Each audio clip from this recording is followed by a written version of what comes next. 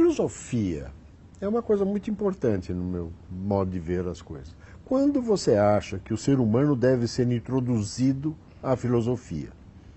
A criança deve ser introduzida? O adolescente deve? Ou só o adulto? Não. Eu acho que a filosofia deve ser introduzida já à criança. É claro, eu não tenho nenhuma competência para fazê-lo, mas conheço pessoas que trabalham com isso. Porque eu lembro, por exemplo, eu tenho 2 filhos. A minha filha, que é a mais nova, que agora está com 24 anos, quando ela estava com mais ou menos 4, 5 anos, ela tinha uma colega na escolinha que o pai morreu num acidente de moto. Ele tinha moto e ele morreu, e isso foi um assunto que tomou conta na escola, né? Claro. Tragédia. Essa tragédia. E ela um dia, eu dando banho nela, ela tinha uns 4 anos de idade, ela me pergunta então, por que que as pessoas morrem? Que é mais filosofia do que essa. E eu falei para ela, bom, porque é assim mesmo, todo mundo nasce, cresce e morre um dia. E ela perguntou, mas foi Deus que criou a gente? Eu falei, algumas pessoas acham que sim, quem acredita em Deus acha que sim. Ele criou tudo? Bom, se ele existe, ele criou tudo. Foi ele que fez com que eu tivesse nascido com cabelos cacheados? Ela tinha o cabelo cheio de cachinhos, loirinha. Falei, bom, se Deus existe, ele fez você ficar com os cabelos cacheados. Então por que que ele faz a gente morrer? Encerramos a conversa, acabei o banho e mudamos de assunto. Então, você vê, o Platão dizia, né, que todo mundo nasce filósofo porque todo mundo nasce espantado com as coisas.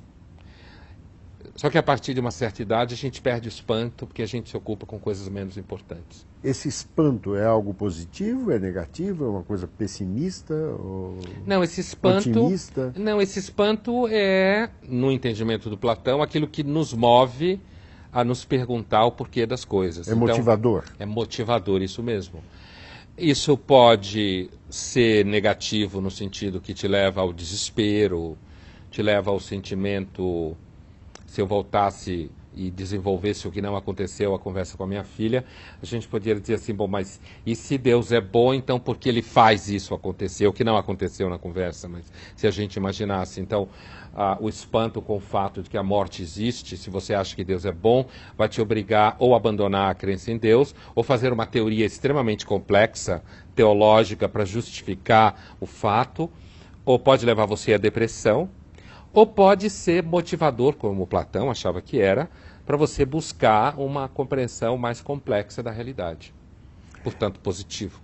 Talvez. Essa realidade que você menciona, como que a gente pode ensinar uma criança a enxergar o mundo da maneira real? Não no mundo da fantasia. Ou você acha que o mundo da fantasia deve ter, sabe, uma prioridade na cabeça da criança ou prevalecer? Né? Eu acho que é muito difícil a gente tirar um certo grau de fantasia, imaginação da cabeça da criança, e nem acho que é bom tirar, acho que é necessário. A realidade nua e crua é sempre muito crua, e para você cozer bem uma pessoa, você precisa dar a ela algum grau de imaginação, senão ela entra em agonia. Eu fiz essa pergunta porque o diálogo com a sua filha foi muito realista, né? Então em cima disso que eu pensei. Então, é justamente isso. Eu, pessoalmente, tenho uma característica que às vezes é boa, às vezes é ruim.